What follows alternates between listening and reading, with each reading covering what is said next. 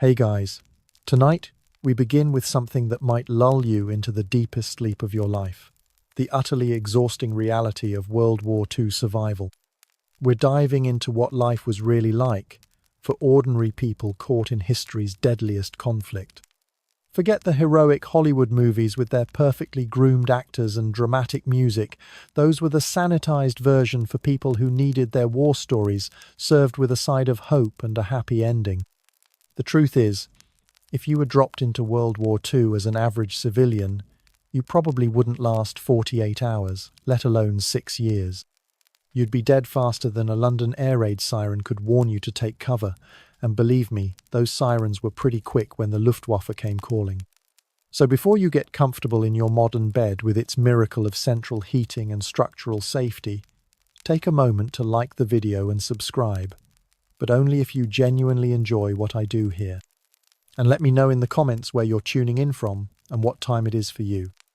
It's always fascinating to see who's joining us from around the world as we explore the lives of people who never got to experience global connectivity because their telegraph lines kept getting bombed by enemy aircraft. Now dim the lights, maybe turn on a fan for that soft background hum, and let's ease into tonight's journey together. A journey through rationing, blackouts, and the kind of survival that makes modern problems look like choosing between premium streaming services. Congratulations! You've been born in 1938 in London, England. Your timing couldn't be worse if you'd planned it with a calendar and a dartboard. You're barely old enough to walk when Neville Chamberlain returns from Munich waving a piece of paper like it's a winning lottery ticket, promising peace in our time. Spoiler alert. The peace lasts about as long as a British summer, which is to say, not very long at all. Your first real memory isn't of birthdays or Christmas morning. It's the sound of air raid sirens at 3 in the morning on September 7th, 1940. The Blitz has begun, and London is about to become the world's most dangerous place to live for the next 8 months. You're 2 years old, and you're already more familiar with the inside of an underground station than most modern tourists will ever be. Your mother scoops you up in the middle of the night, grabbing the emergency bag she's kept packed by the door since last month. Inside are the family's gas masks, including yours, which looks like something designed to give children nightmares for decades. The rubber smells terrible. The glass eyepieces fog up instantly, and wearing it feels like being suffocated by a very determined octopus with poor hygiene. "Come on, love," your mother whispers, but her voice is tight with the kind of fear that even 2-year-olds can recognize. Time for another sleepover with the trains. The underground station is already packed with families who had the same idea. Hundreds of people spread across the platform with blankets, suitcases, crying babies, and the collective understanding that sleeping on concrete next to railway tracks is preferable to sleeping in beds that might be turned into rubble by German bombs. The air is thick with unwashed bodies, fear, sweat, and the lingering smell of cigarettes that everyone smokes because lung cancer seems like a future problem, when present problems include high explosives falling from the sky. Your family claims a spot near the wall, laying down blankets that will become your bed for the next several months. This is home now, a damp, echoing tunnel where the sound of approaching trains mixes with crying children and the distant rumble of bombs falling on the city above your head. Mrs. Henderson from 2 doors down sits nearby with her 3 children. She's knitting something that might become a scarf if the wool holds out, which it probably won't, because everything is rationed now, including the things you need to stay warm. "How long do you think this will last?" she asks your mother, her needles clicking in the artificial light. "Churchill says we'll see it through," your mother replies, adjusting your blanket. "Could be weeks, could be months, could be years," mutters Mr. Pemberton, a man whose house was bombed 3 nights ago and who now lives permanently in the underground with a suitcase and a photograph of his wife, who didn't make it to the shelter in time. The trains still run during the day, which means every morning the platforms need to be cleared of sleeping families, crying children, and the occasional person who died during the night from old age, heart failure, or just giving up. Death doesn't take holidays during wartime, and the underground staff have become surprisingly efficient at moving bodies while pretending it's just another part of their job description. By 1941, you're 3 years old and already more resilient than most modern adults. You can identify different types of aircraft by sound alone.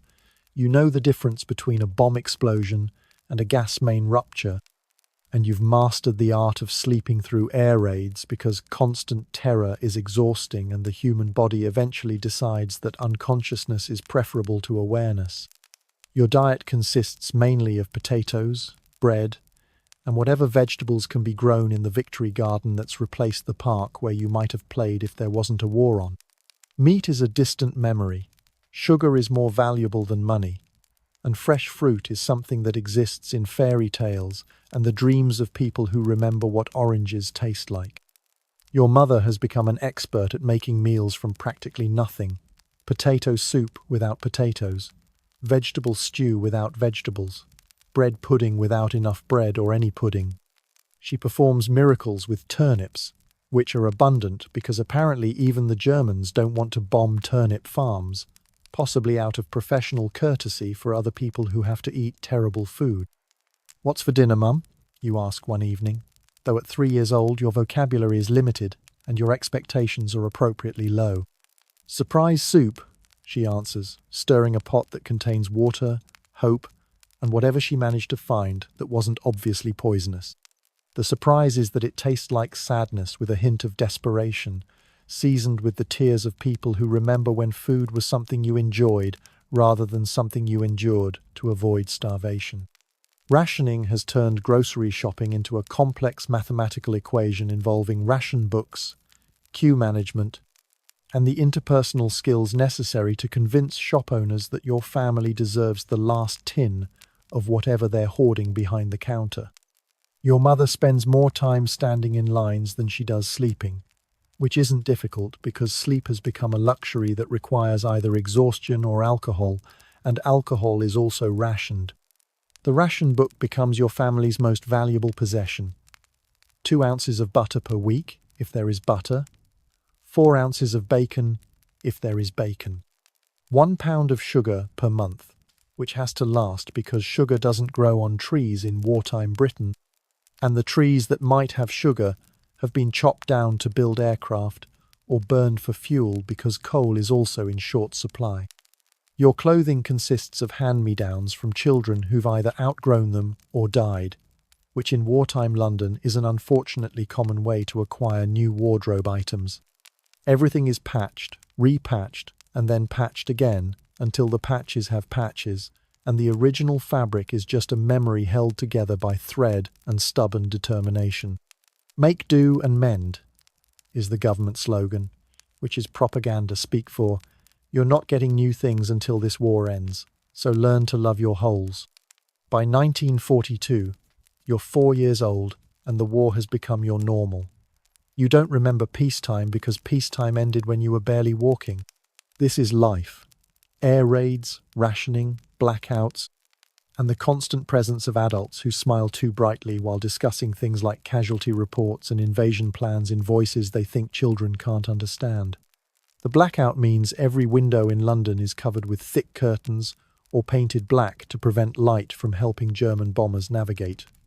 Street lights are turned off, car headlights are covered with special shields, and walking anywhere after dark requires either exceptional night vision or a willingness to stumble into things while hoping they're not people, holes, or unexploded bombs. Your neighborhood has changed considerably since the war began.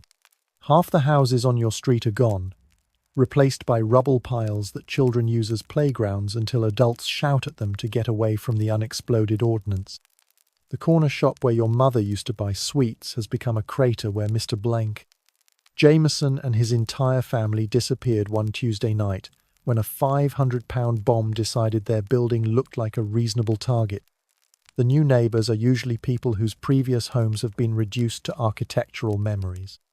They arrive with suitcases, shell-shocked expressions, and stories about losing everything except their lives, which under the circumstances counts as winning.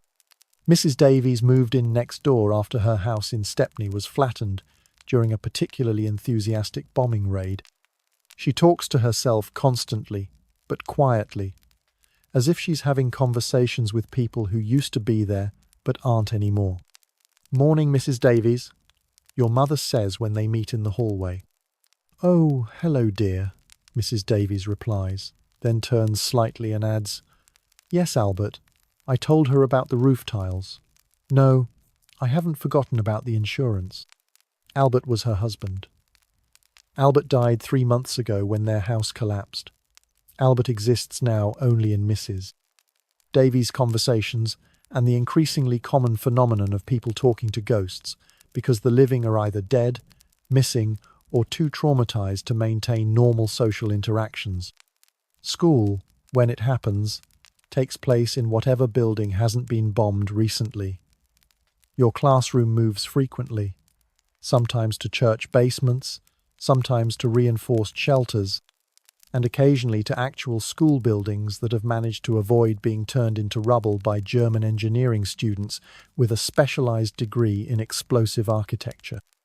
Your teacher, Miss Patterson, is 25 years old and looks 45 because stress ages people faster than time, and wartime stress is particularly efficient at turning young adults into exhausted shells who teach children arithmetic while listening for air raid sirens. "Children," she announces one morning, "today we're going to practice our multiplication tables and our emergency procedures. Can anyone tell me what 8 times 7 equals?" "56, miss," says Tommy Richardson, whose father is somewhere in North Africa fighting Rommel and whose mother works nights in a munitions factory, making the bullets that might keep Tommy from having to learn German instead of arithmetic. "Very good, Tommy. Now what do we do when we hear the air raid siren?" "Stop, drop and crawl to the shelter," recites the class in unison, because emergency procedures have become as fundamental as basic math and considerably more useful for immediate survival. "Excellent. Remember, children, stay low, stay quiet. And don't look up at the pretty lights in the sky, because those pretty lights are incendiary bombs designed to turn your neighborhood into a giant barbecue with you as the main course." Miss Patterson doesn't actually say that last part, but she thinks it, because teachers in wartime develop a very dark sense of humor as a coping mechanism for the daily reality of trying to educate children who might not live long enough to use their education.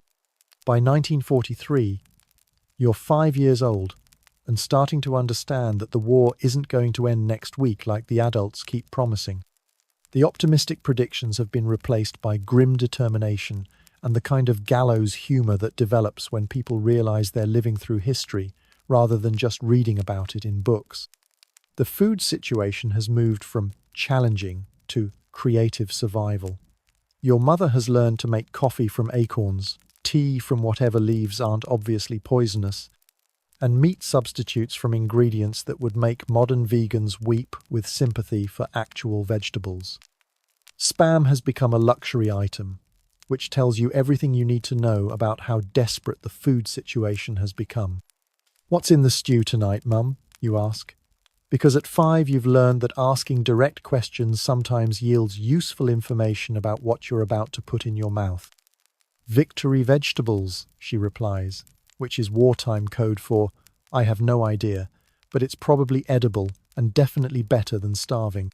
The victory vegetables turn out to be turnips, more turnips, and some mysterious root vegetables that might be turnips in disguise. Turnips have become the foundation of British wartime cuisine, not because they're delicious, but because they grow in bombed-out soil and apparently contain enough nutrients to keep people alive, if not happy. Your father, when he's home on leave from the Royal Navy, tells stories about convoy duty in the North Atlantic that make your nightly air raids seem like minor inconveniences. He describes German U-boats, freezing temperatures that turn spray into ice before it hits the deck, and supply ships that disappear in explosions visible from 20 miles away. "The merchant sailors are the real heroes," he says, sitting at the kitchen table in his uniform that smells like diesel fuel and fear. "They keep running the convoys even though they know the odds. 40% casualty rate on some runs. 40%. That means nearly half the ships don't make it home. Your mother pours him tea that's mostly hot water with ambitious colouring and asks the question that wives ask when they don't really want to know the answer. How dangerous is it, really? Your father looks at her with the expression men get when they're trying to decide between honesty and kindness, and eventually settles on something in between. Dangerous enough that I appreciate being here drinking terrible tea instead of being out there not drinking anything because I'm at the bottom of the Atlantic Ocean. This is considered reassuring in wartime Britain, where the standard for good news has been adjusted to still alive and not currently drowning. The neighbourhood children have formed a loose confederation of survivors who play games that would horrify peacetime parents. Nazis and Allies involves someone pretending to be a German bomber while everyone else practices diving for cover. Ration Q is a game where children pretend to wait in line for hours to buy imaginary food that doesn't exist. Air Raid Warden involves one child shouting orders while everyone else practices walking in complete darkness without falling into bomb craters. These games serve as both entertainment and training for survival skills that 5-year-olds shouldn't need but absolutely do in a city that's being systematically demolished by enemy aircraft with excellent German engineering and poor diplomatic skills.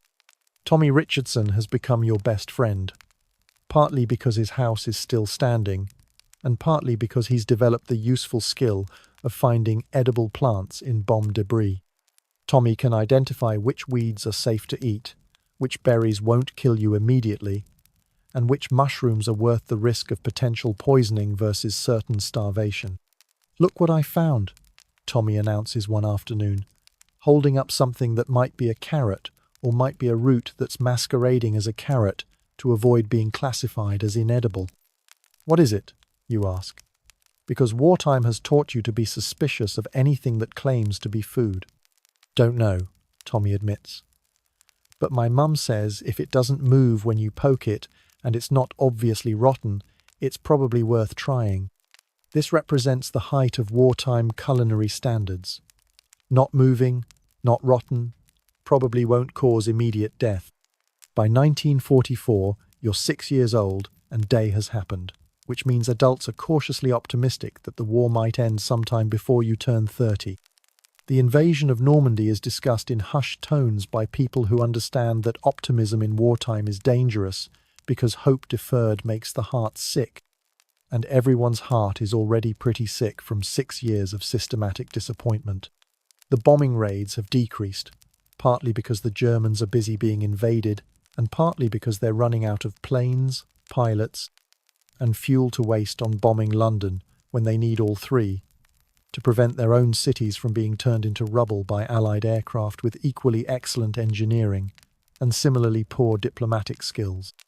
But just when things seem to be improving, the Germans introduce their latest innovation in civilian terror, the V1 flying bomb, also known as the doodlebug or buzz bomb, depending on whether you're trying to make it sound cute or terrifying. These are unmanned aircraft filled with explosives that fly over London, making a distinctive buzzing sound until the engine cuts out, at which point you have approximately 15 seconds to find cover before the explosion turns whatever's nearby into a crater with architectural pretensions. The psychological effect of the V1 is particularly sophisticated. During regular air raids, you could take shelter and wait for the all clear. With the V1, there's no warning except the sound of the engine. And when that sound stops, you'd better be somewhere else, or you're about to become part of the local geography in a very permanent way. "Do you hear that?" your mother asks one afternoon as you're walking home from the shops with your weekly ration of disappointment and root vegetables. You both stop and listen. In the distance, the unmistakable buzz of a V1 approaches like the world's most dangerous bumblebee with anger management issues. "Where is it?" you ask, scanning the sky for the small black shape that represents immediate danger with wings. "There," your mother points to a dot in the distance. "Quick, love, into the underground." You run toward the nearest station entrance, along with dozens of other people who have learned to interpret the sound of approaching death and respond with the appropriate level of panic mixed with efficiency. The V1 passes overhead, its engine cutting out just as you reach the station entrance. 15 seconds. 14. 13. Everyone freezes, listening for the explosion that will tell them whether they need to worry about finding their homes intact or finding new homes entirely. 12. 11. 10. The explosion comes from several streets away, close enough to feel in your chest, but far enough away that your house might still have walls and a roof, which in 1944 London counts as winning the lottery. Someone else's turn, your mother says quietly, and you understand that this is how people cope with random terror, by acknowledging that survival is largely a matter of luck and timing, and today your luck and timing were adequate. The war has created a economy of scarcity that makes modern supply chain problems look like minor inconveniences. Everything is rationed, recycled, or unavailable. Clothing is made from blackout curtains, furniture is built from bomb debris, and toys are constructed from whatever materials can be found that aren't needed for the war effort, which means most toys are either homemade or imaginary. Your Christmas present in 1944 is a wooden horse carved by your father from a piece of timber salvaged from a bombed house. It's not painted because paint is needed for aircraft and ships. It doesn't have a saddle because leather is needed for boots and belts. It doesn't even have a proper bridle because rope is needed for rigging and securing equipment. But it's yours. It's handmade with love, and it represents hours of work by a man who spent his shore leave carving toys instead of sleeping, because parental love doesn't take vacations during wartime. Do you like it? Your father asks, watching your face as you examine your new horse. It's perfect, you answer, and you mean it, because perfection in wartime isn't about having everything you want. It's about having something made specifically for you by someone who cares enough to spend time. They don't have creating something that serves no practical purpose except making a child happy. You name the horse Churchill, after the Prime Minister, because Churchill is brave, stubborn, and refuses to give up even when everything seems hopeless, which are excellent qualities for both prime ministers and wooden horses during wartime. The neighbourhood has developed its own ecosystem of survival and mutual aid. Mrs. Henderson trades knitting services for vegetables. Mr. Pemberton repairs shoes in exchange for food. Your mother mends clothing for other families in return for help with childcare when she needs to spend entire days standing in queues for rations that may or may not exist. Takes a village, Mrs. Henderson says one evening as she teaches your mother a new knitting stitch that makes wool last longer by using less of it, which is mathematical magic that would impress modern accountants. Takes a war to build a village, your mother replies, and they both understand that the crisis has created communities that wouldn't have existed in peacetime, when people had enough resources to manage independently and no pressing need to develop complex social networks based on mutual survival. By 1945, you're 7 years old, and the war is finally ending. Though nobody wants to celebrate too early because premature celebration in wartime is considered bad luck, poor planning, and potentially dangerous if the enemy decides to make a last-minute effort to ruin everyone's victory party. V-Day arrives on May 8, 1945, and London erupts in celebrations that combine 6 years of suppressed joy with exhaustion so profound that many people celebrate by crying, sleeping, or sitting quietly while trying to remember what peace feels like. Your mother takes you to Trafalgar Square, where thousands of people are singing, dancing, kissing strangers, and engaging in the kind of public displays of emotion that would normally be considered inappropriate, but are perfectly reasonable when you've survived 6 years of systematic attempts by foreign powers to kill you with advanced engineering. Is it really over, you ask, because 7-year-olds who have lived through the Blitz develop a healthy skepticism toward good news. It's really over, your mother confirms, though she's crying as she says it, which confuses you because crying is usually associated with bad news rather than good news. Why are you crying if it's good? Because I'm happy, love, and because I'm sad, and because I'm tired. And because for 6 years I've been afraid every single day that we wouldn't make it. And now we have. And I don't know what to do with all these feelings except cry and hope they sort themselves out. This is your introduction to the complex emotional mathematics of survival. Relief plus exhaustion plus grief for what was lost plus joy for what was preserved equals tears that don't fit into simple categories of happy or sad. The celebration continues for days, but it's a strange kind of celebration because everyone is celebrating the end of something rather than the beginning of something. The war is over, but the peace that follows is going to require rebuilding everything that was destroyed, replacing everything that was lost, and somehow learning to live without the shared purpose that kept everyone focused on survival instead of addressing all the problems that existed before the war and still exist now that the shooting has stopped. Your father comes home permanently, which should be wonderful but turns out to be complicated because you've spent most of your life in a household run by your mother, and suddenly there's a man who expects to resume being the head of a family he's barely seen for 6 years. He's a stranger who shares your last name and your mother's bed, but who doesn't know that you're afraid of loud noises, that you've named all the cracks in your bedroom wall, or that you've developed the ability to sleep through anything except sudden silence, which usually means something dangerous is about to happen. He needs time, your mother explains when your father loses his temper, because you instinctively dive under the table when he drops a spoon, which makes a sound remarkably similar to shrapnel hitting metal. We all need time, he replies, and you realize that the war has changed everyone, not just the children who grew up during the bombing, but also the adults who spent 6 years trying to kill other adults while avoiding being killed themselves, which is not the kind of job training that prepares people for peacetime family life. The rationing continues for years after the war ends, because winning a war doesn't automatically create food, rebuild infrastructure, or restore supply chains that were destroyed by 6 years of systematic bombing by people who were very good at their jobs. Your ration book remains your most important possession well into the 1950s, and meat continues to be a luxury item that requires planning, queuing, and occasionally bribing shopkeepers with favors or goods that can't be purchased legally. When will things go back to normal? You ask your mother one day in 1946, when you're 8 years old and starting to wonder what normal might look like. I don't think they will, she answers honestly. I think we have to figure out what normal is now. This turns out to be true.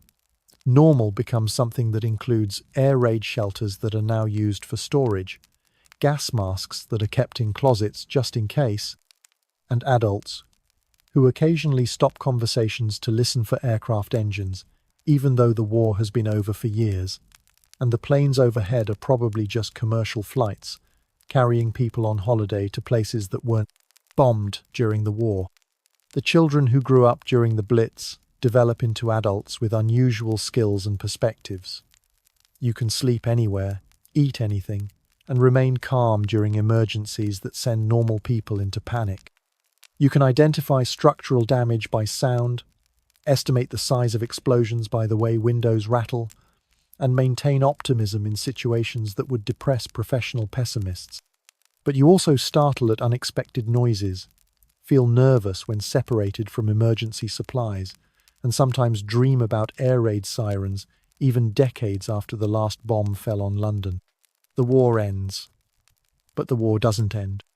It continues in the reflexes, habits, and subconscious responses of people who learn to survive under conditions that human beings shouldn't have to survive under, but did anyway because the alternative was giving up.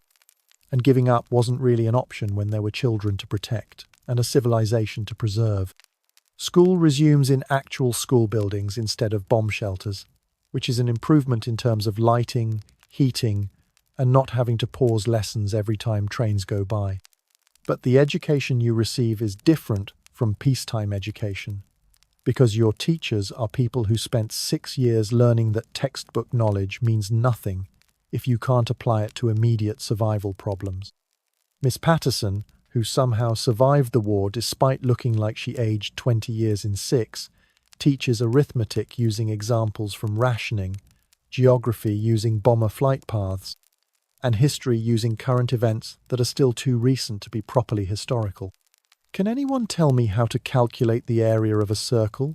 she asks one morning. "Yes, miss," says Sarah Collins, whose house was bombed twice, but who was never late for school because her mother believed that education was too important to be interrupted by minor inconveniences like having no roof. "Pi times radius squared," Sarah recites. "Excellent. Now, can anyone tell me why that might be useful for calculating blast radius?" This is how wartime children learn mathematics, through practical applications that involve explosive engineering and survival calculations that peacetime children learn through word problems about trains leaving stations and farmers planting crops. Your generation grows up with a different relationship to authority, government, and social institutions than children who grew up during peacetime. You've seen that governments can ask ordinary people to do extraordinary things. You've watched civilians become heroes not through choice but through necessity. You've learned that institutions can fail, systems can break down, and survival often depends more on community cooperation than official support. But you've also learned that people are capable of remarkable resilience, generosity, and courage when circumstances require it. You've seen neighbors share their last food with families who have nothing. You've watched strangers risk their lives to help people they've never met. You've experienced firsthand that civilization isn't something that exists independently of the people who choose to maintain it every day through small acts of decency and large acts of sacrifice. By 1950, you're 12 years old, and the war is becoming history instead of memory, though for your family and everyone who lived through it, the distinction between history and memory remains unclear. The bomb sites are being cleared and rebuilt. The ration books are slowly becoming obsolete, and the economy is gradually returning to something that resembles normal commerce rather than organized scarcity. But the lessons remain. You know that security is temporary, that comfort is fragile, and that the difference between civilization and chaos is often much smaller than people like to believe. You also know that ordinary people are capable of extraordinary things when they have no choice but to be extraordinary, and that survival is less about individual strength and more about collective determination to keep trying, even when trying seems pointless. Your wooden horse, Churchill, sits on your bookshelf as a reminder of a time when handmade toys were treasures and parents carved presents from bomb debris because love finds a way to express itself regardless of circumstances. The horse is battered now, missing part of one ear and carrying scratches from years of play, but it represents something that can't be destroyed by bombing, rationing, or fear. The human capacity to create beauty and meaning even in the middle of systematic attempts to destroy both. The war taught your family that happiness isn't about having everything you want. It's about appreciating what you have while you have it, because circumstances can change faster than you can adapt to them, and the things you take for granted today might not exist tomorrow. This lesson makes peacetime life simultaneously more precious and more precarious, because you understand exactly how much effort is required to maintain the systems that most people consider automatic and permanent. Your mother keeps a small emergency bag by the door years after the last air raid. She can't help herself. It contains the same things it contained during the war: important documents, a change of clothes, some tinned food, and the family photographs that represent everything that can't be replaced if you have to leave home quickly. She checks the bag periodically, updates the food when it gets close to expiring, and pretends it's just being practical rather than admitting that part of her will always be listening for air raid sirens. "Old habits," she says when your father teases her about the bag. "Good habits," he corrects, because he understands that the skills that kept your family alive during the war might be needed again someday. And it's better to have them and not need them than to need them and not have them. This becomes the family philosophy. Prepare for the worst, hope for the best, and appreciate everything in between. It's not a cheerful way to live, but it's a realistic way to live. And realism has advantages over optimism when optimism isn't based on actual evidence that things will work out well. The neighborhood children who survived the war develop into teenagers with unusual perspectives on risk, safety, and normal life. You can handle emergencies that would panic adults who grew up during peacetime. You don't get upset about minor inconveniences because you've experienced major inconveniences and understand the difference. You appreciate simple pleasures like hot food, warm beds, and quiet nights because you remember when none of those things were guaranteed. But you also have trouble with peacetime problems that require long-term planning and delayed gratification. When you've spent your formative years focused on immediate survival, it's difficult to develop habits based on the assumption that the future will resemble the present. Why save money when money might become worthless? Why make plans when plans can be destroyed by circumstances beyond your control? Why worry about things that might happen in 10 years when you've learned that the next 10 minutes can contain enough danger to make 10 years irrelevant? Your teachers try to help wartime children adjust to peacetime expectations, but it's complicated because the teachers are also trying to adjust to peacetime expectations after spending 6 years teaching children how to survive air raids rather than how to pass examinations that assume the existence of a stable society with predictable institutions and reliable infrastructure. You need to think about your future, Miss Patterson tells the class one day in 1950. When you're 13 and supposedly old enough to begin making decisions about education and career paths. What if there isn't a future? Asks Tommy Richardson, who has developed into a teenager with excellent survival skills and a tendency toward existential pessimism that makes perfect sense if you understand his formative experiences. There will be a future, Miss Patterson insists, though she doesn't sound entirely convinced herself. And you need to be prepared for it. We are prepared for it, you point out. We can survive anything. That's not the same as being prepared for a future that includes university, careers, marriage, and raising children in a world that isn't actively trying to kill everyone. This is your introduction to the concept that survival skills and life skills are different categories of knowledge, and that the abilities that kept you alive during wartime might not be the abilities that will help you succeed during peacetime. Learning to sleep in bomb shelters doesn't prepare you for learning to sleep in dormitories. Learning to eat whatever food is available doesn't prepare you for learning to cook food that people actually want to eat. Learning to remain calm during emergencies doesn't prepare you for learning to remain calm during job interviews, first dates, or parent-teacher conferences. Your father finds work at a factory that makes civilian goods instead of military equipment, which requires him to learn new skills and adjust to working conditions that don't include the possibility of enemy bombing. The transition is difficult because wartime work had a clarity of purpose that peacetime work lacks. During the war, everyone understood that their job was helping to win the war and save civilization. During peace, it's harder to understand how manufacturing household appliances contributes to anything more meaningful than economic growth and consumer satisfaction. I miss it sometimes, he admits one evening while reading the newspaper and discovering that peacetime news is mostly about politics, economics, and social problems that seem trivial compared to organized attempts at national destruction. You miss the war?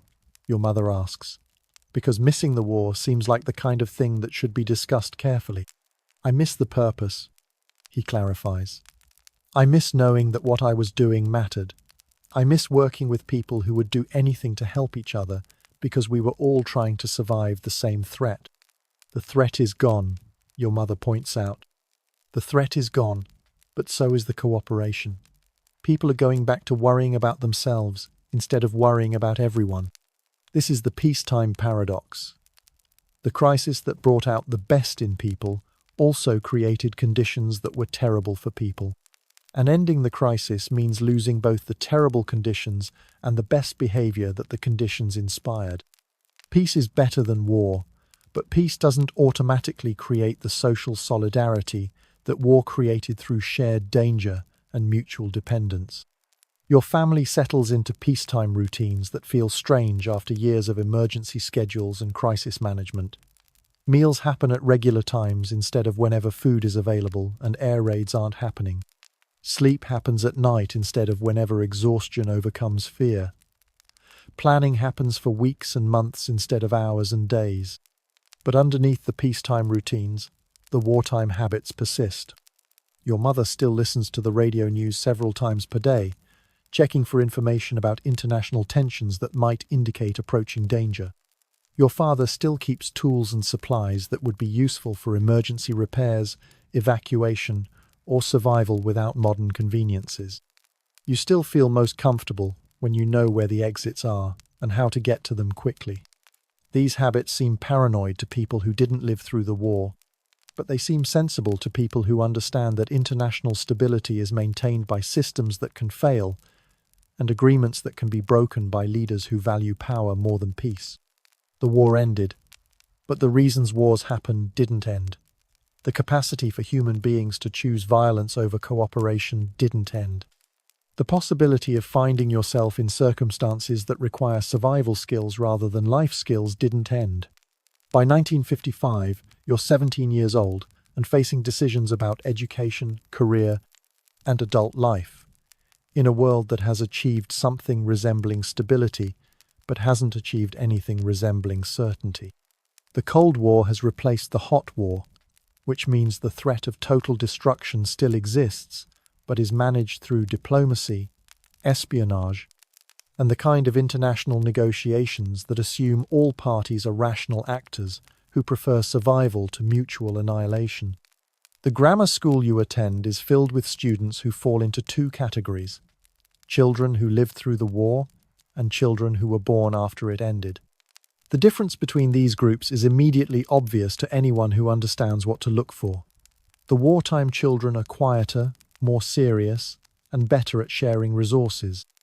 The post-war children are louder, more optimistic, and better at complaining about problems that the wartime children consider minor inconveniences. "This food is terrible," complains James Morrison, a boy who was born in 1946 and has never eaten anything worse than school cafeteria food prepared by cooks, who have access to actual ingredients in reasonable quantities. "It's not terrible," you reply automatically, because you remember when terrible food meant food that might kill you rather than food that simply didn't taste good. How can you say that? "It's completely inedible." "It's completely edible. I can tell because I'm eating it, and I'm not dead." This exchange illustrates the fundamental difference between children who learn to evaluate food based on nutritional survival value and children who learn to evaluate food based on taste preferences and aesthetic presentation. Both approaches have merit, but they represent different relationships to scarcity, safety, and the basic requirements for staying alive. Your teacher, Mr. Williams, is a veteran who spent 4 years fighting in North Africa and Italy before returning to England to discover that teaching peacetime children requires different skills than leading wartime soldiers. He understands both groups of students, but struggles to bridge the gap between their experiences and expectations. "Some of you lived through extraordinary circumstances," he tells the class one day during a history lesson that covers the war you remember as childhood rather than historical events. "Others of you have grown up during ordinary circumstances. Both experiences are valuable, but they create different perspectives on what constitutes normal life." "What's normal?"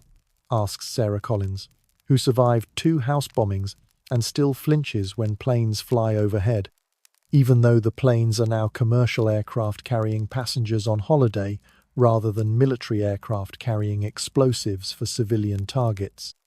"Normal is what you're used to," Mr. Williams answers, which means normal is different for different people, and understanding that difference is important for getting along with people whose normal doesn't match your normal. This becomes your first lesson in post-war social dynamics, the challenge of building communities that include people with radically different baseline assumptions about safety, security, and the reliability of institutions that claim to protect civilian populations from organized violence.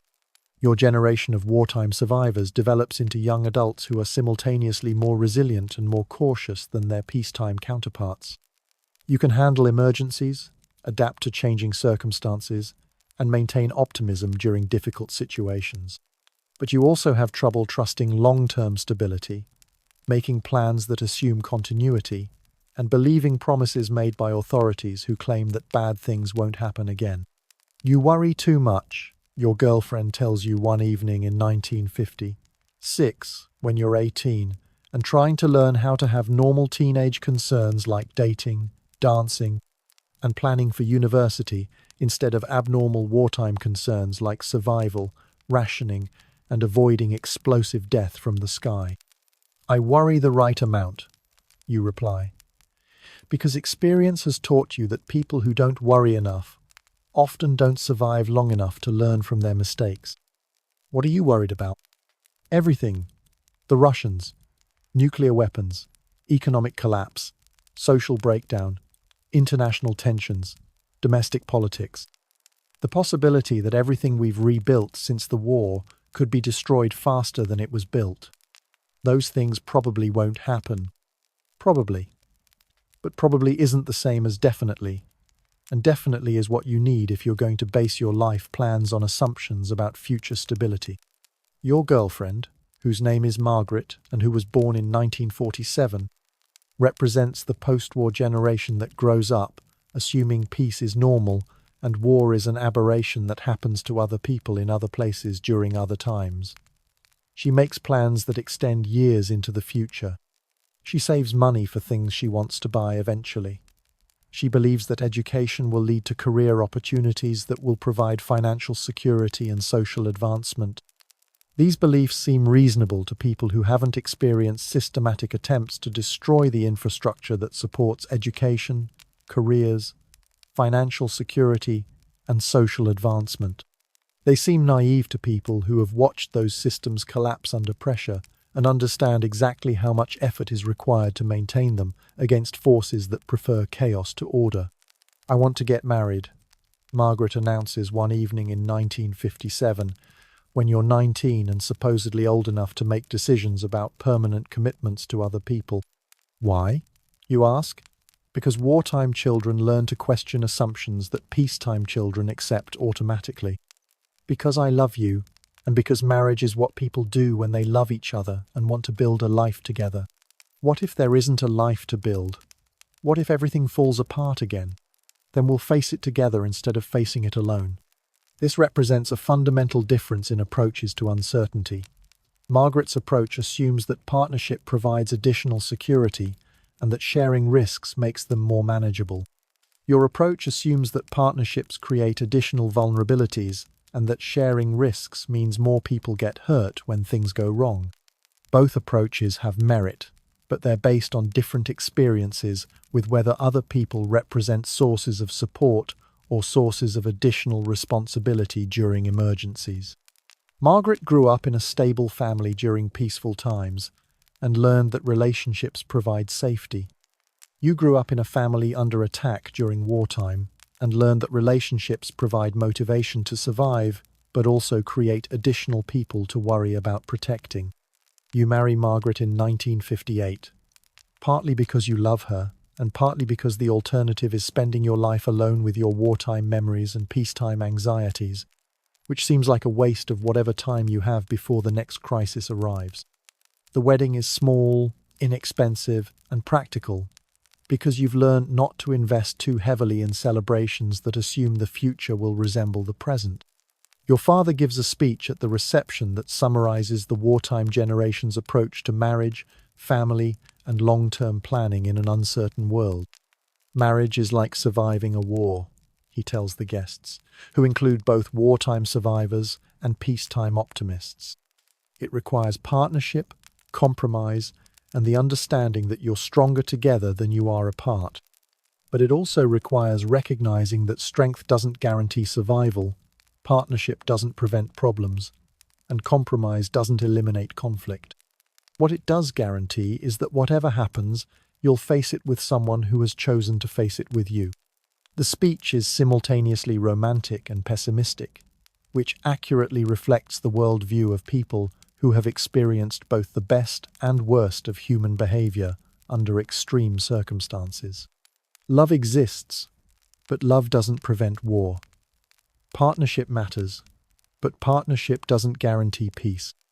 Hope is important, but hope without preparation is just wishful thinking that leads to disappointment when reality fails to match expectations. Your honeymoon consists of 3 days in Brighton, where you stay in a boarding house that reminds you of the underground shelters where you spent much of your childhood, except with better food and less fear of immediate death from explosive ordnance. Margaret finds this comparison disturbing, but you find it comforting because familiar environments feel safer than unfamiliar environments, even when the familiar environments are associated with danger and the unfamiliar environments are associated with pleasure. Can't you just enjoy this without thinking about the war? Margaret asks as you walk along the beach and automatically scan the horizon for aircraft that might represent threats rather than commercial transportation. I am enjoying this. You answer honestly. But enjoying things and being alert for potential problems aren't mutually exclusive activities. You can appreciate good weather while also noticing clouds that might bring storms. But there aren't any storms coming. There aren't any storms coming today. Today isn't the same as forever. This conversation represents the ongoing challenge of building peacetime relationships between people whose formative experiences taught them different lessons about the reliability of good circumstances and the probability of bad circumstances. Margaret learned that good times are normal and bad times are exceptions. You learned that bad times are always possible and good times are temporary gifts that should be appreciated while they last but not counted on indefinitely. You find work at a construction company that specializes in rebuilding the parts of London that were destroyed during the Blitz. The irony isn't lost on you that you're spending your adult life repairing damage that was inflicted during your childhood, but the work feels meaningful because it represents progress from destruction toward reconstruction, from chaos toward order, from war toward peace. Your colleagues include other veterans and wartime survivors who understand the satisfaction of building things that replace things that were destroyed by people who specialized in destruction rather than construction. The work is physical, practical, and results in visible improvements to neighborhoods where you played in bomb craters as a child and now help construct buildings where other children will play in parks instead of rubble piles. Good to see this place looking normal again, says Bill Henderson, whose father was killed during a bombing raid in 1941, and who now works as a foreman supervising construction projects that turn bomb sites into housing estates. Is it normal, you ask? Because the new buildings look different from the old buildings that were destroyed, and different doesn't necessarily mean normal. Normal enough. People need places to live. Doesn't matter if the places are exactly the same as the places that got bombed, as long as they keep the rain out and don't fall down when you close the door. This represents the practical approach to post-war reconstruction. Focus on functionality rather than authenticity, solve immediate problems rather than preserving historical accuracy, and build for current needs rather than nostalgic preferences for how things used to be before the war changed everything permanently. Your first child is born in 1959. A daughter you name Elizabeth after the current queen, who represents continuity and stability in a world that has experienced considerable discontinuity and instability. The baby is healthy, which seems like a minor miracle after growing up during a time when healthy babies were no more guaranteed than healthy adults, adequate food, or structural safety. Margaret approaches motherhood with the confidence of someone who grew up assuming that babies survive childhood as a matter of course. You approach fatherhood with the anxiety of someone who understands exactly how many things can go wrong and how quickly circumstances can change from safe to dangerous without warning or preparation time. She's going to be fine. Margaret assures you when you check on the baby multiple times during the night to make sure she's still breathing, still warm, and still protected from threats that probably don't exist, but might exist because threats that probably don't exist sometimes do exist when you're not expecting them. Probably, you agree. But probably isn't the same as definitely. You can't protect her from everything. I can try. This represents the fundamental challenge of peacetime parenting for wartime survivors, balancing the desire to provide security with the understanding that absolute security doesn't exist, and that overprotection can be as harmful as underprotection if it prevents children from developing the independence and resilience they'll need when their parents aren't available to protect them. You teach Elizabeth skills that seem excessive to peacetime parents, but seem essential to people who understand that peacetime is a temporary condition that depends on international cooperation, economic stability, and political leadership that prioritizes civilian welfare over military adventure.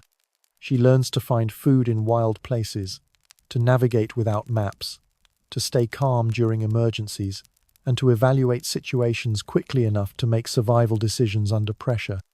Why are you teaching her those things? Margaret asks when she discovers you showing Elizabeth how to identify edible plants and how to signal for help using improvised materials. Because I hope she'll never need them. But hope isn't the same as certainty. She's growing up during peacetime. She won't need survival skills. I grew up during wartime and needed survival skills. But I also grew up during peacetime and needed survival skills, because peacetime can become wartime faster than children can learn what they need to know to survive the transition. Margaret finds this approach pessimistic, but you find it realistic. Optimism based on current conditions assumes that current conditions will continue indefinitely. Realism based on historical experience assumes that current conditions will continue until they don't, and preparation for change is more useful than faith in continuity. The 1960s arrive with cultural changes that represent generational shifts in attitudes toward authority, tradition, and social institutions. Young people who grew up during peacetime develop different relationships to rules, restrictions, and the authorities who claim the right to make decisions about other people's lives. They question assumptions that wartime survivors accepted as necessary for collective survival. Why should we do what they tell us to do? Asks your neighbor's son, a teenager who was born in 1948 and has never experienced circumstances that made obedience to authority a matter of life and death rather than a matter of personal preference. Because sometimes they know things you don't know, you answer, though you understand that this explanation doesn't satisfy people who have never needed to trust authorities whose decisions determined whether they lived or died. How do we know they know things we don't know? You don't. But sometimes you have to make decisions based on incomplete information, and sometimes the people in charge have access to information that you don't have access to. What if they're wrong? Then they're wrong, and you deal with the consequences of their wrongness along with everyone else who trusted them. This conversation illustrates the generational difference between people who learned that authority figures can make mistakes, but that rejecting all authority during emergencies usually leads to worse outcomes than accepting imperfect leadership, and people who learn that authority figures often make decisions based on self-interest rather than public interest, and that questioning authority is a civic responsibility rather than a dangerous rebellion.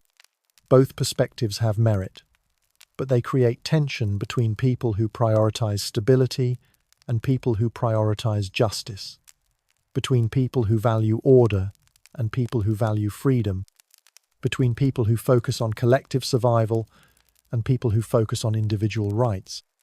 Elizabeth grows up during this period of social change and develops perspectives that combine wartime pragmatism with peacetime idealism. She understands that systems can fail and institutions can be corrupted, but she also believes that people can work together to create better systems and more accountable institutions. She appreciates security but doesn't want security that comes at the expense of justice. She values stability but doesn't want stability that prevents necessary changes. I want to make things better, she tells you when she's 15 years old and trying to decide what to study at university. Better than what? You ask, because better is a relative term that requires baseline comparisons. Better than they are now. Better than they were during the war. Better than they'll be if we don't work to improve them. That's a good goal. How do you plan to achieve it? I don't know yet, but I know I want to try.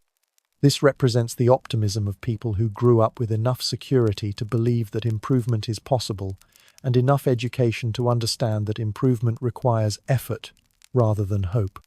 Elizabeth's generation has the luxury of working for better conditions rather than just working for survival, but they also have the responsibility of maintaining the systems that provide that luxury while working to improve them.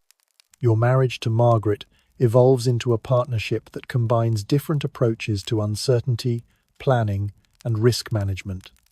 She provides optimism that balances your pessimism. You provide caution that balances her confidence.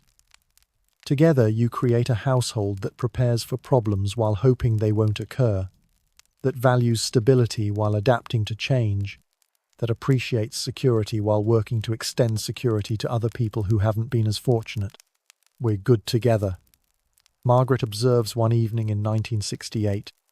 When you've been married for 10 years and survived the transition from newlyweds to parents to middle-aged people, with mortgages, responsibilities, and the understanding that adult life involves constant decisions about priorities, resources, and the allocation of time and energy. We are, you agree. We balance each other out. You keep me realistic. I keep you hopeful. Hope and realism aren't opposites. They're different approaches to the same challenge. What challenge? Living in an uncertain world with other people who are also trying to live in an uncertain world while creating enough stability and security for everyone to have the chance to build decent lives. This represents the mature understanding that emerges from combining wartime experience with peacetime reflection. The recognition that security is a collective achievement that requires both individual responsibility and social cooperation, both practical preparation and optimistic commitment to improvement.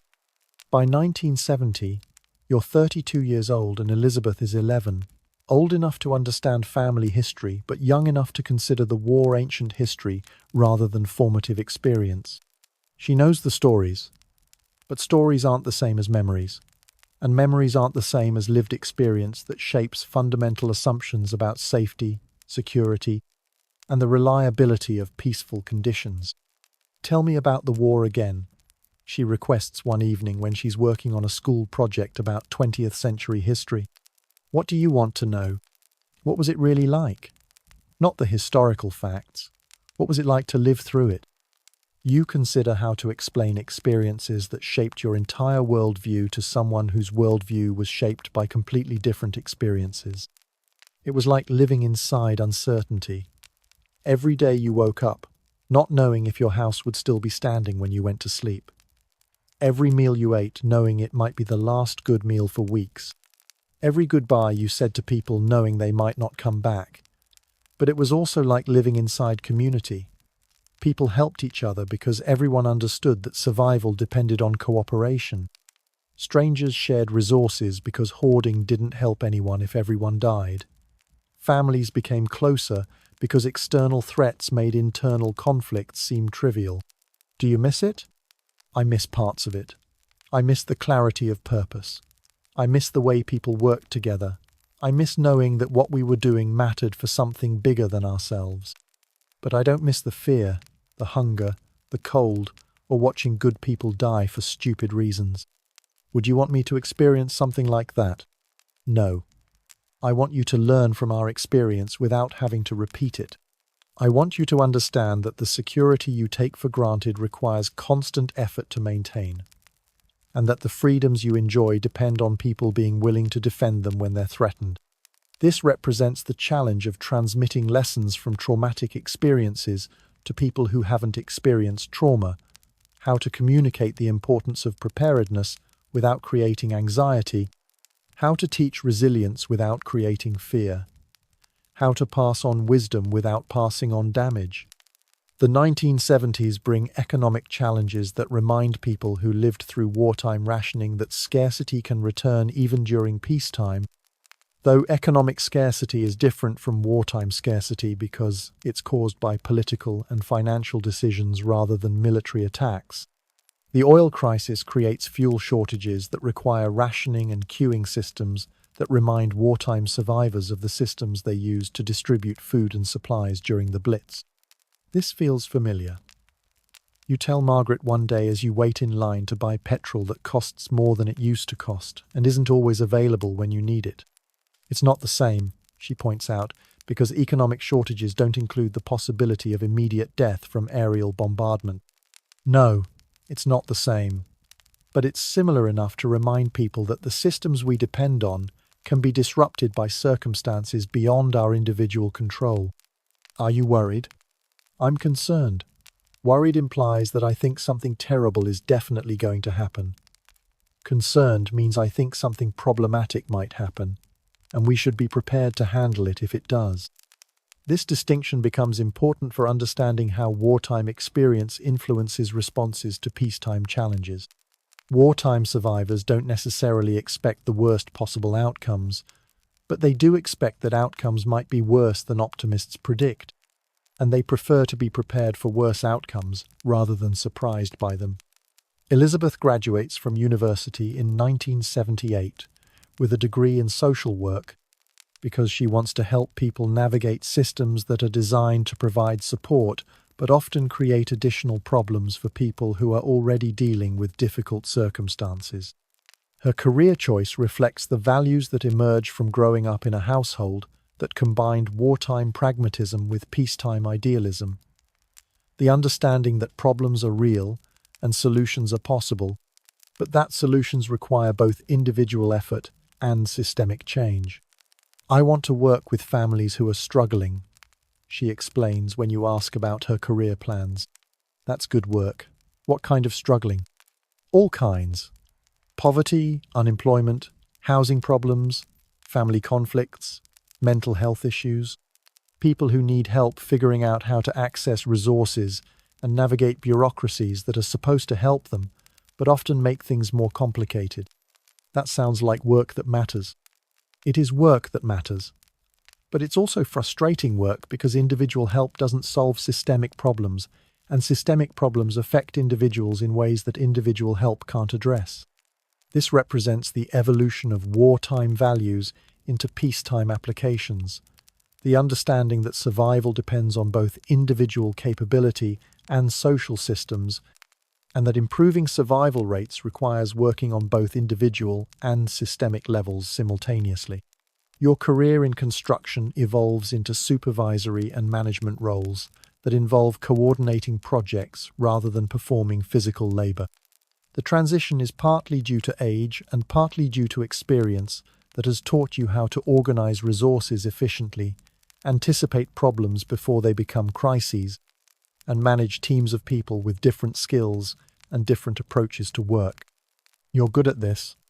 Bill Henderson tells you one day, when you're reviewing plans for a housing development that will provide homes for families who are moving from older housing that lacks modern conveniences like central heating, indoor plumbing, and structural integrity that meets current safety standards. Good at what?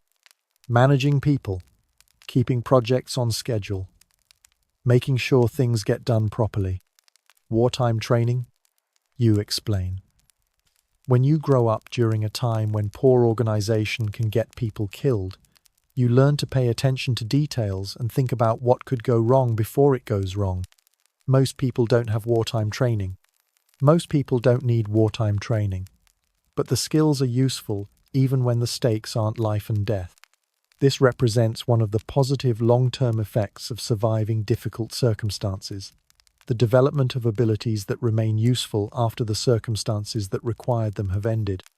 Crisis management skills, resource allocation abilities, and the capacity to remain calm under pressure are valuable for peacetime challenges, even though peacetime challenges are less severe than wartime challenges. By 1980, you're 42 years old and beginning to understand that the war, which seemed like the most important event in human history when you were living through it, has become one historical event among many for people who weren't alive when it happened.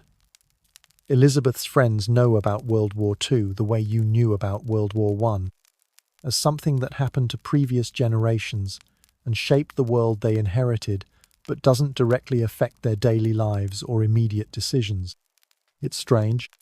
You tell Margaret one evening as you watch television news about international tensions that remind you of the political situations that led to war, but seem to be managed through diplomacy and economic pressure rather than military action. What's strange? How quickly things that seemed permanent become history.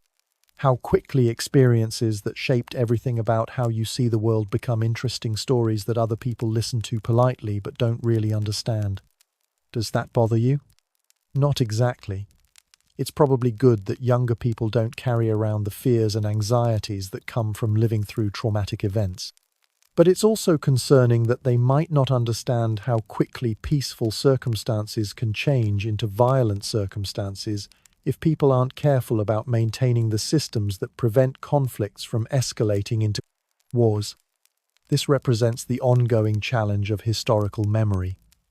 How to preserve lessons from difficult experiences without preserving the trauma that accompanied those experiences. How to teach future generations about the importance of vigilance without creating the anxiety that comes from expecting the worst possible outcomes. Margaret develops health problems in the early 1980s that remind both of you that individual mortality is more certain than political stability, and that personal challenges often matter more than historical events for determining the quality of daily life. The diagnosis is cancer, which during the 1980s is still largely a death sentence despite medical advances that have improved treatment options since the 1940s. "I'm scared," she admits when the doctor explains the treatment plan that involves surgery, chemotherapy, and radiation therapy with uncertain outcomes and significant side effects. "So am I," you reply, because honesty about fear seems more useful than false optimism about outcomes that depend on medical science rather than personal determination. What if the treatment doesn't work? Then we'll deal with that when it happens. Right now we deal with what's happening right now. This represents the application of wartime coping strategies to peacetime medical challenges. Focus on immediate actions rather than long-term outcomes. Take problems one at a time, rather than trying to solve everything simultaneously, and maintain hope, without depending on hope to solve practical problems that require practical solutions. The treatment process is difficult for Margaret, and difficult for you in different ways. She experiences physical suffering that medicine can reduce but not eliminate. You experience the emotional suffering that comes from watching someone you love endure pain while being unable to fix the situation through effort, determination, or any of the personal qualities that helped you survive wartime challenges. "This is harder than the war," you tell Elizabeth one day when Margaret is in the hospital receiving chemotherapy that makes her sicker before it makes her better. "Why? During the war, we could do things. We could take shelter, follow safety procedures, help each other, work together to survive external threats. With this, all we can do is trust medical professionals and hope the treatment works. There's no action that guarantees better outcomes. But there's still action. You can be there for her. You can make sure she knows she's not facing this alone." That's true, but it's a different kind of action than the kind I learned during the war. This represents the recognition that different types of challenges require different types of responses, and that the skills that help people survive external threats aren't necessarily the skills that help people survive internal threats, like illness, aging, or other forms of personal vulnerability that can't be addressed through preparation, cooperation, or determination alone. Margaret survives the cancer treatment, though the experience changes both of you in ways that are difficult to describe to people who haven't faced the possibility of losing someone whose presence has become essential to your understanding of what makes life worth living. The recovery process is slow and involves adjusting to physical limitations and emotional changes that are permanent rather than temporary. "I feel different," she tells you one evening in 1984, when she's been in remission for 2 years, but still lives with the uncertainty that comes from knowing that cancer can return without warning or prevention. Different how? More grateful for ordinary things, more aware that good health is temporary, more interested in spending time with people I care about, and less interested in spending time on things that don't matter. That sounds like wisdom. It sounds like getting older, but maybe wisdom and getting older are the same thing. If you pay attention to what experience teaches you, this represents the mature understanding that emerges from surviving multiple types of challenges, the recognition that life is simultaneously more fragile and more resilient than young people understand, and that the passage of time provides perspective that makes some problems seem less important, while making other problems seem more important. Elizabeth marries in 1985, choosing a partner who shares her commitment to social work and her belief that individual actions can contribute to systemic improvements, even when systemic improvements require more than individual actions. The wedding is larger than yours was, reflecting both the economic prosperity of the 1980s and the cultural expectation that weddings should be celebrations rather than practical arrangements for partnership during uncertain times. "It's a different world," you observe to Margaret as you watch Elizabeth and her husband dance to music that sounds nothing like the music you remember from your youth. Different how? More optimistic, more confident that good things will continue and bad things won't happen, more focused on happiness and personal fulfillment instead of survival and duty. Is that good or bad? Both.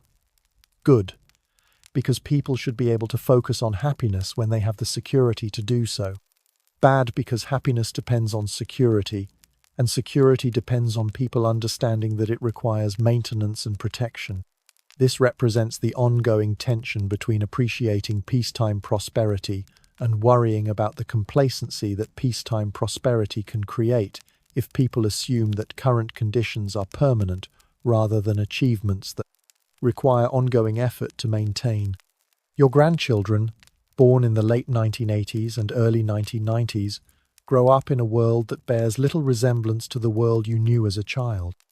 They have access to technology that seems like science fiction, educational opportunities that were unimaginable during wartime, and economic security that allows them to make choices based on personal interests rather than immediate survival needs. But they also grow up in a world where the lessons learned during World War II have become historical abstractions rather than living memories, where international cooperation is taken for granted rather than recognized as a fragile achievement, and where the systems that provide security and prosperity are assumed to be permanent rather than understood as accomplishments that require constant effort to preserve. Tell us about the war, Grandpa. Your grandson requests one evening when he's 8 years old and working on a school project about family history. You find yourself in the familiar position of trying to explain experiences that shaped your fundamental worldview to someone whose worldview has been shaped by completely different experiences. The challenge is to communicate the importance of the lessons without communicating the trauma that taught them, to pass on wisdom without passing on fear. The war taught us that people are capable of terrible things and wonderful things, sometimes at the same time. You begin. It taught us that security is precious because it's fragile. It taught us that cooperation is essential because individual strength isn't enough when everyone faces the same threats. And it taught us that peace is something people have to choose and work for, not something that happens automatically. Are there wars now? There are always wars somewhere. But not here, not now, partly because people who lived through the last war worked very hard to create systems that resolve conflicts without fighting, and partly because we've been lucky. Will there be wars in the future? I hope not. But hope isn't the same as certainty. That's why it's important for your generation to understand how much effort goes into maintaining peace and how quickly peace can be lost if people stop working to preserve it. This represents the ongoing challenge of historical education. How to teach future generations about the importance of maintaining achievements without burdening them with the anxieties that come from understanding how easily those achievements can be lost. As the 20th century ends and the 21st century begins, you find yourself in the position of being a historical witness to events that have become subjects for academic study rather than lived memories. The war that defined your childhood has been analyzed, interpreted, and explained by historians who have access to documents and statistics, but not to the daily experience of living through uncertainty, fear, and the constant presence of death. Your generation saved the world, a young historian tells you during an interview for a project about civilian experiences during the Blitz. We survived. You correct. The world saved itself through the combined efforts of millions of people who made individual decisions to keep trying when trying seemed pointless. But you defeated fascism. We outlasted fascism. Defeating something implies a decisive victory. What actually happened was more like a grinding process of attrition, where the people who supported democracy and cooperation eventually wore down the people who supported authoritarianism and conquest. It took 6 years and cost millions of lives, and the victory wasn't guaranteed until it was over. What would you want young people today to understand about that experience? That the systems they depend on for security, prosperity, and freedom aren't automatic or permanent. That maintaining those systems requires constant effort from people who understand their value. And that the difference between civilization and chaos is often much smaller than people like to believe. This represents the mature perspective that emerges from a lifetime of reflection on traumatic experiences. The understanding that historical events result from countless individual decisions made by ordinary people under extraordinary circumstances, and that the outcomes depend more on collective determination than on individual heroism. Margaret dies in 2003. After a long and generally happy life that included surviving cancer, raising a daughter who contributes to making the world better, and witnessing the transformation of post-war Britain into a prosperous, stable democracy that provides opportunities for people to pursue education, careers, and personal fulfillment that were unimaginable during wartime. Her funeral is attended by people whose lives she touched through decades of friendship, community involvement, and the quiet work of maintaining relationships and supporting others during both routine challenges and personal crises. The service includes readings from sources that reflect her belief that individuals can make a difference through consistent efforts to treat other people with kindness, respect, and practical assistance when assistance is needed. She made everything better, Elizabeth says during the eulogy, not through grand gestures or dramatic actions, but through daily decisions to be helpful, patient, and generous with people who needed help, patience, and generosity. She taught us that ordinary people can have extraordinary impacts if they pay attention to opportunities to improve other people's lives. You spend the years after Margaret's death living independently in the house you shared for decades, surrounded by memories of a partnership that lasted more than 40 years and produced a family, a community of friends, and a legacy of values that emphasize both individual responsibility and collective care for people who need support. The world continues to change in ways that sometimes seem promising and sometimes seem concerning. Technology provides new solutions to old problems, while creating new problems that require new solutions. International cooperation prevents some conflicts, while failing to prevent others. Economic prosperity creates opportunities for some people while leaving others behind. What do you think about the way things are now? Elizabeth asks during one of her regular visits in 2010, when you're 72 years old and she's 51, old enough to have adult children and career accomplishments of her own. Better than they were during the war, you answer. Not as good as they could be. About what you'd expect from human beings trying to solve complicated problems with imperfect information and conflicting interests. Are you optimistic about the future? I'm realistic about the future. People will continue to make both good decisions and bad decisions. Some problems will be solved, and new problems will be created. Some progress will be made, and some progress will be lost. The overall direction depends on whether more people choose cooperation over conflict, long-term thinking over short-term gratification, and collective welfare over individual advantage. That sounds like cautious optimism. It's experienced hope based on understanding what's possible and what's difficult, rather than hope based on assuming that things will automatically get better without effort. This represents the worldview that emerges from combining wartime experience with peacetime reflection. The understanding that positive outcomes are possible but not inevitable, that progress requires work and can be reversed, and that maintaining civilization is an ongoing project that requires participation from each generation. As you enter your 80s in the 2010s, you find yourself increasingly conscious of being one of the last people with personal memories of World War II. The other children who lived through the Blitz are becoming elderly, and the adults who lived through it are mostly gone. Soon the war will be entirely historical rather than partly remembered, entirely academic rather than partly personal. This transition represents both loss and progress. Loss because lived experience provides insights that historical analysis can't capture.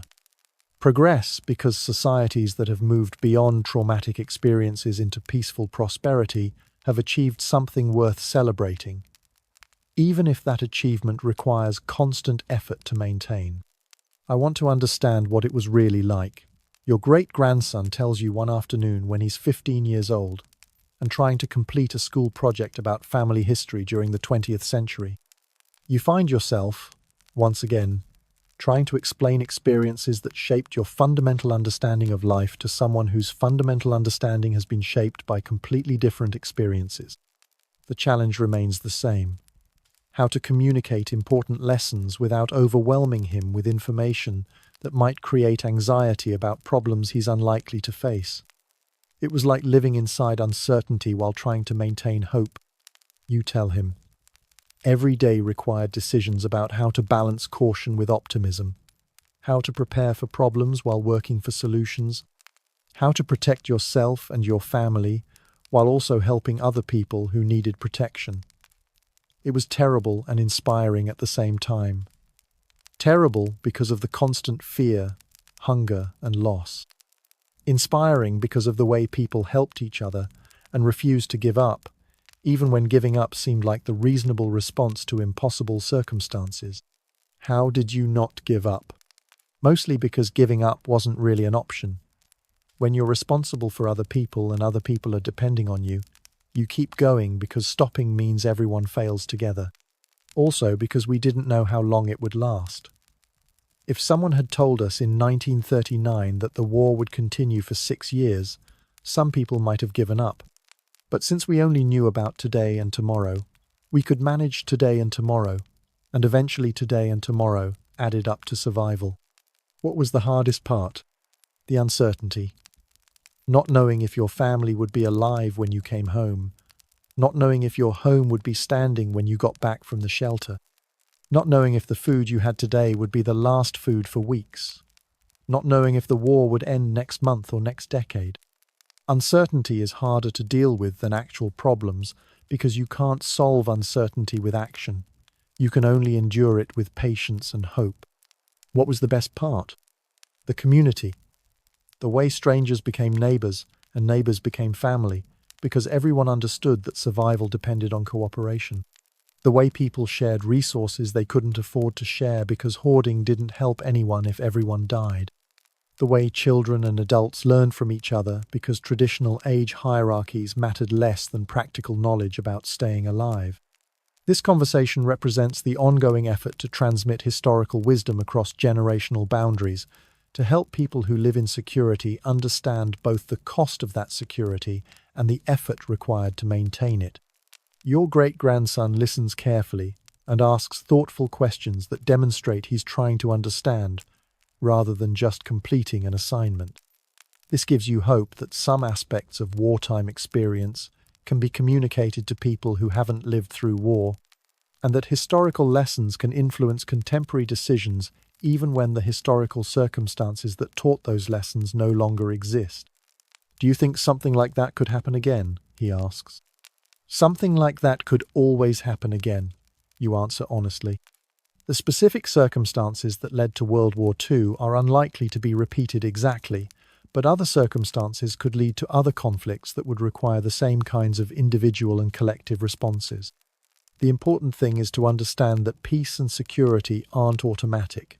that they require constant effort to maintain, and that ordinary people have both the responsibility and the ability to make decisions that support peaceful cooperation rather than violent conflict. How do we do that? By paying attention to what's happening in the world, by supporting institutions that resolve conflicts peacefully, by treating other people with respect even when you disagree with them, by understanding that your individual actions contribute to collective outcomes, and that the collective outcomes determine what kind of world your children and grandchildren will inherit. This represents the practical application of wartime lessons to contemporary challenges. The understanding that maintaining peace and prosperity requires active participation from citizens who understand both the value of what they're protecting and the effort required to protect it. As you move through your final years in the 2010s and 2020s, you watch international events with the perspective of someone who has seen how quickly political tensions can escalate into violent conflicts, how fragile international cooperation can be when national leaders prioritize short-term political advantages over long-term stability, and how important it is for ordinary citizens to understand their role in supporting or undermining the systems that maintain peace. The technology that surrounds modern life seems miraculous to someone who grew up during a time when communication meant letters that might not arrive, and travel meant walking or riding trains that might be bombed. Your great-grandchildren carry devices that provide instant access to information from anywhere in the world, real-time communication with people on other continents, and entertainment options that would have seemed like pure fantasy during the 1940s. But technology doesn't automatically solve the fundamental human problems that led to war during the 20th century. The tendency for people to form groups based on shared identities, and then compete with other groups for resources, territory, and political power. The tendency for leaders to exploit fears and prejudices to gain support for policies that benefit themselves rather than their followers. The tendency for societies to choose short-term solutions that create long-term problems, rather than accept short-term costs that would prevent long-term disasters. Technology makes everything easier except the important things. You observe to Elizabeth one afternoon when she's visiting and showing you photographs on her phone of family members who live in other countries and whom you can see and talk to through video calls despite being separated by oceans and continents. What do you mean? Technology makes communication easier, travel easier, access to information easier, but it doesn't make cooperation easier, understanding easier, or wisdom easier. Those still require the same human qualities they've always required: patience, empathy, willingness to listen to people who disagree with you, and commitment to working for solutions that benefit everyone rather than just yourself.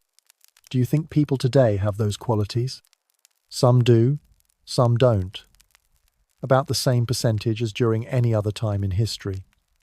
The difference is that technology amplifies both the good and bad aspects of human nature.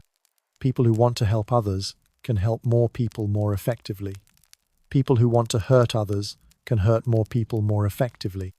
The outcomes depend on which group is more organized, more committed, and more successful at convincing other people to support their approach. This represents the mature understanding that emerges from a lifetime of observing historical change. The recognition that technological progress doesn't automatically lead to moral progress, and that each generation faces the same fundamental choices between cooperation and conflict, even though the specific circumstances and available tools change over time. Your final years are spent in the comfortable knowledge that you survived circumstances that killed millions of other people, that you contributed to raising a family and building a community that made the world slightly better than it would have been without your efforts, and that the lessons you learned during the most difficult period of your life remain relevant for people facing different but equally challenging circumstances. The house where you live contains photographs that document nearly a century of personal and historical change. Pictures of your parents, who survived the war but died during peacetime. Pictures of Margaret, who shared most of your adult life and taught you that partnership can provide strength without requiring the sacrifice of individual identity.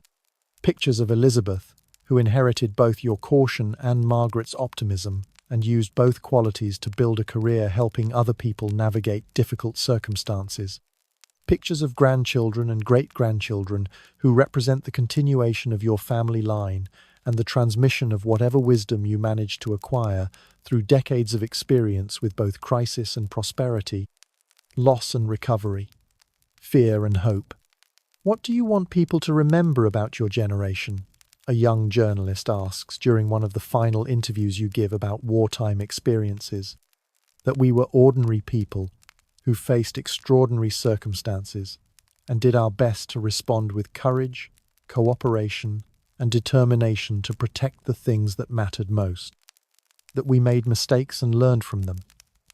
That we experienced both the worst and best of human nature and chose to focus on building institutions that would support the best while constraining the worst. And that the peace and prosperity that followed the war weren't automatic rewards for winning, but achievements that required constant effort to maintain and improve. What advice would you give to people facing challenges today? The same advice that helped us survive the war. Focus on what you can control rather than worrying about what you can't control. Take care of the people who depend on you, while also helping other people when you have the capacity to help. Work for long-term solutions rather than just short-term relief. Remember that individual actions contribute to collective outcomes, and that collective outcomes determine what kind of world everyone has to live in. Do you have any regrets? Everyone has regrets. I regret that so many good people died during the war. I regret that it took a crisis to bring out the best in people, instead of people choosing to be their best during ordinary times. I regret that some of the lessons we learned seem to be forgotten by people who didn't experience the circumstances that taught them. But I don't regret the life I lived or the choices I made. Given the same circumstances, I would make most of the same decisions again. This represents the perspective that emerges from a lifetime of reflection on both personal choices and historical events.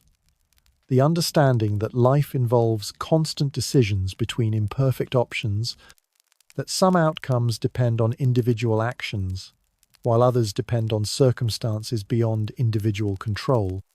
And that meaning comes from making good decisions regardless of whether those decisions lead to the outcomes you hoped for. As your story draws to a close in the early 2020s, when you're in your mid-80s, and beginning to experience the physical limitations that eventually affect everyone who lives long enough, you find yourself grateful for having lived through one of the most significant periods in human history and having survived to see the long-term consequences of the decisions your generation made during that period. The world of the 2020s bears little resemblance to the world of the 1940s. The specific threats that shaped your childhood no longer exist. The economic and social systems that determine daily life have been transformed by technological, political, and cultural changes that would have been impossible to predict when you were young. But the fundamental challenges remain the same. How to live with other people in ways that provide security and opportunity for everyone. How to resolve conflicts without resorting to violence. How to balance individual freedom with collective responsibility. And how to make decisions that consider both immediate needs and long-term consequences. Your generation faced these challenges under circumstances that made survival the immediate priority and cooperation the essential strategy. Future generations will face these challenges under different circumstances that may provide more options, but also more complexity. The lessons your generation learned remain relevant not because the specific circumstances will be repeated, but because the underlying human nature that creates both problems and solutions remains consistent across time and cultures. People still have the capacity for both selfishness and generosity, both short-sighted thinking and long-term planning, both destructive competition and constructive cooperation. The outcomes depend on which aspects of human nature are encouraged by cultural institutions, political systems, and individual choices. Your generation's experience demonstrated that ordinary people can choose cooperation over conflict and long-term thinking over short-term gratification, even under extreme pressure and with limited resources. Whether future generations will make similar choices remains to be seen. But the possibility exists because human nature includes the capacity for wisdom, courage, and determination to work for outcomes that benefit everyone rather than just yourself. The war taught us that we're stronger together than we are apart. You tell your great-grandson during one of your final conversations about family history and historical lessons. Not just stronger in the sense of being able to survive external threats, but stronger in the sense of being able to create conditions where everyone has the opportunity to live decent lives. How do we stay strong together when people disagree about what decent lives look like? By remembering that disagreement about specifics doesn't have to prevent cooperation on fundamentals. During the war, people from different backgrounds, different social classes, different political beliefs, and different religions worked together because they agreed that fascism was worse than their disagreements with each other. The challenge during peacetime is to find shared values that are strong enough to unite people despite their differences. What are those shared values? The belief that everyone deserves safety, opportunity, and respect. The understanding that individual welfare depends on collective welfare. The commitment to resolving conflicts through discussion and compromise rather than force and domination. These aren't complicated ideas, but they require constant effort to maintain because there are always people who prefer to solve problems through power rather than cooperation. This final lesson represents the distillation of a lifetime of experience with both crisis and recovery. The understanding that maintaining civilization requires ongoing commitment from each generation to choose cooperation over conflict, wisdom over fear, and long-term thinking over short-term gratification. Your story ends not with dramatic conclusions or final revelations, but with the quiet satisfaction that comes from having lived through extraordinary circumstances while maintaining ordinary values. Loyalty to family, commitment to community, willingness to help other people when help is needed, and determination to keep trying even when trying seems pointless. These are the qualities that enabled your generation to survive World War II and build the peaceful, prosperous societies that followed.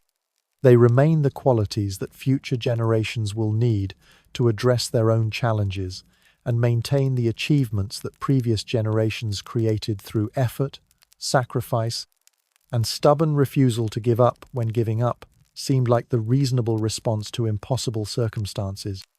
The war shaped your life, but it didn't define your life. What defined your life was how you chose to respond to the war and what you chose to build during the peace that followed. Those choices, multiplied by millions of other people making similar choices, created the world that your descendants inherit and the foundation they will use to address whatever challenges they face.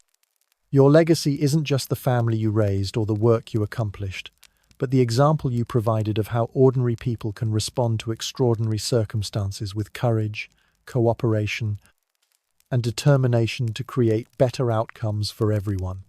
That example remains relevant because every generation faces the choice between despair and hope, between selfishness and generosity, between giving up and keeping trying. The specific circumstances change, but the fundamental choice remains the same: whether to use whatever time, energy, and resources you have to make things better or to make things worse. Your generation chose to make things better, despite facing circumstances that would have justified choosing otherwise. That choice remains available to future generations. Whether they will make it depends partly on whether they understand both the cost of the security they inherit and the effort required to maintain it. Your story is one small contribution to that understanding, one voice among many trying to communicate across time and experience the lessons that matter most. That ordinary people can do extraordinary things when necessity requires it, and that the peace and prosperity that follow extraordinary efforts are achievements worth protecting through continued ordinary efforts to treat other people with respect, to work for solutions that benefit everyone, and to never give up on the possibility that human beings can choose cooperation over conflict when they understand that their individual welfare depends on collective welfare. The story ends where it began, with the recognition that you probably wouldn't last a day in World War II if you were suddenly transported there from your comfortable modern life with its central heating, reliable food supply, structural safety, and reasonable expectation that tomorrow will resemble today. But the people who did last through World War II weren't fundamentally different from you. They were ordinary people who found themselves in extraordinary circumstances and discovered that they were capable of more resilience, more cooperation, and more determination than they had known before. Those circumstances required them to develop those qualities. The lesson isn't that you're weak compared to previous generations. The lesson is that human beings are capable of remarkable strength when circumstances require it, and that the security that makes such strength unnecessary is itself an achievement that required remarkable strength to create and continues to require ongoing effort to maintain. Sleep well in your comfortable bed, in your heated house, in your peaceful neighborhood, knowing that these comforts exist because previous generations chose to work for them rather than give up when the work seemed impossible. And remember that maintaining them requires the same choice from your generation, to work for outcomes that benefit everyone rather than just yourself, to cooperate rather than compete destructively, and to keep trying even when trying seems pointless. That's the real lesson from World War II. Not that war is terrible, which everyone already knows, but that peace is possible when people choose to work for it rather than assume it will maintain itself. The choice remains available to every generation. The outcomes depend on how many people choose cooperation over conflict, wisdom over fear, and long-term thinking over short-term gratification. Choose wisely. The future depends on it, just as the present depends on the choices made by people who lived through circumstances you can barely imagine, and somehow found the strength to build the world you inherited. Their gift to you is the opportunity to make your own choices about what kind of world you want to leave to the people who will come after you. Use that gift well. They paid for it with everything they had.